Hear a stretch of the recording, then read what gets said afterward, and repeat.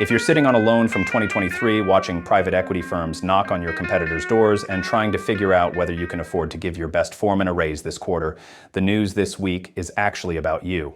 I'm Drew, this is Main Street Operator. Today, 3 stories from the world outside your business that change how you run the one inside it. Let's start with labor. The NFIB just released its March jobs report, and the headline most people will read is that small business hiring softened.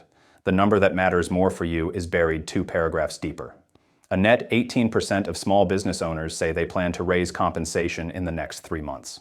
That is the lowest reading since July of last year, down 4 points in 1 month. At the same time, 45% of owners trying to hire say they are seeing few or no qualified applicants. Compensation plans are softening across the country, and the applicant pool is still thin. Those 2 facts running together create a window. If you have a strong employee whose comp has lagged the local market, the next 90 days are when you fix that before your competitor down the street figures out they need to do the same. The math on a 5% raise for your best person is almost always cheaper than the math on replacing them. Recruiting cost, training time, customer continuity, the slow drag of a B player in an A player seat, pull last quarter's payroll, look at your top 3 performers by revenue contribution, and decide today whether you are giving raises proactively or paying retention premiums after someone else makes them an offer. Story 2. Private equity is having an active acquisition cycle in 2026, and the targets are no longer just HVAC and home services. Blackstone just announced a $2.5 billion deal to buy Champions Group, one of the largest residential home services platforms in the country. The HVAC and plumbing roll-ups have largely saturated at the platform level, so sponsors are now moving down market and outward into pool services, precision manufacturing, technical education, even pest control and dental. The fragmented industries are next. There is a real story underneath the dry powder headlines you do not always read. A lot of independent owners are pushing back, loudly. They are touting locally owned credentials, refusing offers, and using their independence as a marketing edge with customers who are tired of dealing with corporate-owned trades. That is a strategic posture, and it is one you should choose deliberately, not by default. If a buyer knocks on your door this year, you have 3 real options.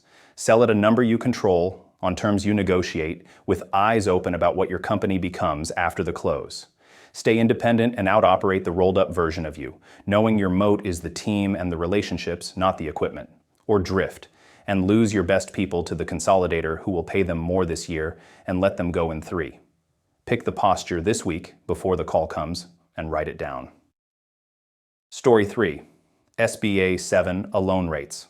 As of April, the maximum variable rate is 8.75% to 9.5%, depending on loan size, with prime sitting at 6.75. The Fed cut 3 times in the second half of 2025 and then held steady in January and March of this year. Translation. If you took on debt at peak rates in 2023 or 2024, your refinance window is open right now and may not get materially better in the next few months. Pull your loan docs this week, look at your current rate. Call your SBA lender Monday morning and ask what an SBA 7 refinance would do to your monthly payment. Even a single point off your rate on a $500,000 balance is real money back into payroll, marketing, or your reserve account. If you are also weighing a second location or an acquisition this year, run 2 scenarios on the same rate sheet, fixed versus variable, because variable rates reset quarterly, and that cuts both ways. A fixed rate slightly above today's variable can be the right buy if you want to take rate risk off the table while you integrate a new location. That is the week. 3 stories, 1 through line. The market is moving in ways that reward operators who decide in the next 30 days and punish the ones who wait until next quarter. Labor comp plans are softening, which is your window to lock in your best people while your competitors are getting cheap.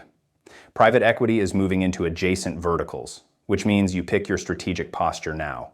And SBA financing is at a real but flat rate, so the refinance conversation should happen this week, not next month. If you do one thing on Monday, do this. Pull a single sheet of paper. At the top, write your 3 most important people by name. Underneath each name, write what you would do if a competitor offered them a 15% raise tomorrow. If you do not have an answer that holds up, you have your first task for the week. I'm Drew. Friday, I'll bring you the story of one Florida HVAC owner who has been turning down acquisition offers for 2 years and what she is doing instead. Until then, take care of your people and watch the road.